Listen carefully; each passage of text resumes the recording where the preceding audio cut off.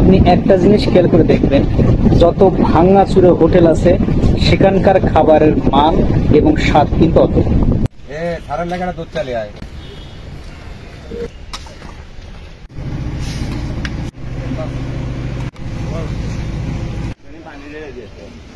শাহাদাতপুরের একজন প্রখ্যাত ব্যক্তি, 90 দশকের এবং 70 দশকের লোকজন যারা আছেন তারা তো খুব দ্রুতই তাকে চেনেন, কেননা ওনার হাতে একটা জাদু আছে।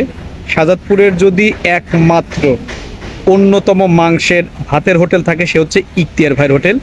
এই লোকেশন হচ্ছে শাহাদাতপুর বড় ব্রিজের পশ্চিম পার, অর্থাৎ এটাকে এক নামে সবাই চেনে, থানাঘাট ব্রিজ। অর্থাৎ থানাঘাট ব্রিজের নিচেই ইখতিয়ার ভাইয়ের হোটেল। 70 দশকের লোক খাবার খেয়েছেন, তারা প্রশংসা করেছেন। 90 দশকের লোক খাবার খেয়েছেন, তারা প্রশংসা করেছেন। এখন একবিংশ শতাব্দী চলে, একবিংশ শতাব্দীতে এক ঝাঁক ইয়াং জেনারেশন আছে, তাদের জানানোর জন্যই আমরা আজকে আসছি। এখন আমরা কথা বলবো ইখতিয়ার ভাইয়ের সাথে। ইখতিয়ার ভাই কেমন আছেন?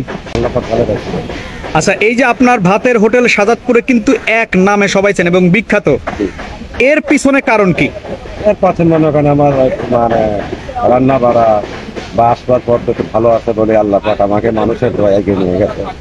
আচ্ছা, এই যে আপনার খাবারের মান এবং আপনার খাবারের আইটেম এবং মাংসের পিস এবং টুকরাগুলো যে বেশি পরিমাণ, অর্থাৎ সকল হোটেলেই আমরা যাতায়াত আছে, কিন্তু আপনার এখানে বাটিতে মাংসের টুকরার পরিমাণটা খুব বেশি থাকে, এখানে আপনার লস হয় না অন্যান্যদের তুলনায়?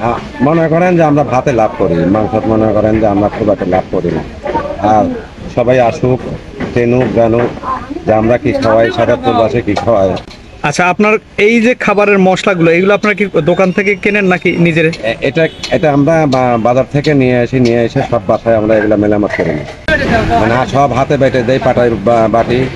আর মনে করেন শুকনো মরিচ, হলুদ, এটা সব আমরা পাটাই বেটে নিই। অর্থাৎ এই স্বাদের মূল কারণ হচ্ছে কি পাটায় বাটা মশলা। এবং আরো একটা মজার বিষয় হচ্ছে কি, সাধারণত সবাই গ্যাসে রান্না করে, কিন্তু আপনার এখানে একদম কাঠ এবং মাটির চুলা, এর স্বাদটা আরো অনেক উন্নত।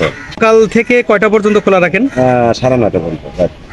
সকাল 7টা থেকে 9:30 পর্যন্ত।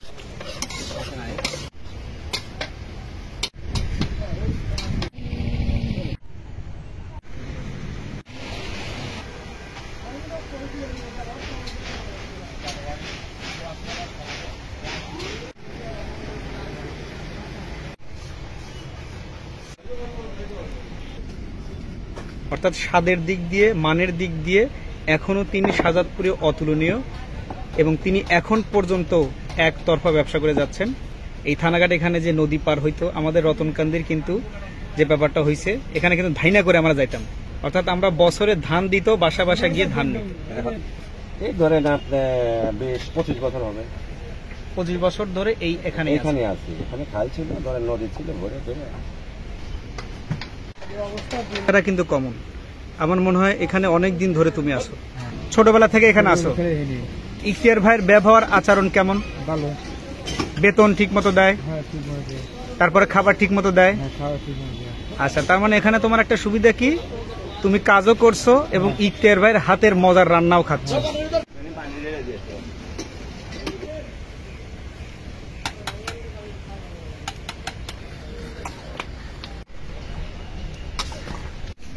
এক পাশে গরম ধোয়া ভাত এবং আরেক পাশে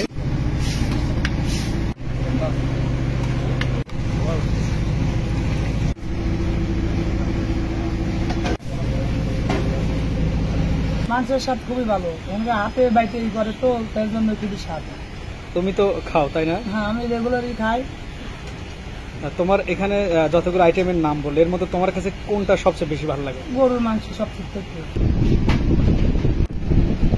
যে সকল হোটেল ভাঙাচুরা, সুপ্রি, ছাপড়া, সেই সকল হোটেলের খাবারের মান কিন্তু অতুলনীয়। অর্থাৎ ইখতিয়ার হোটেলের যদি কেউ গরুর মাংস এবং গরম ভাত খেতে চান, তাহলে অবশ্যই আসবেন ইখতিয়ার হোটেলে।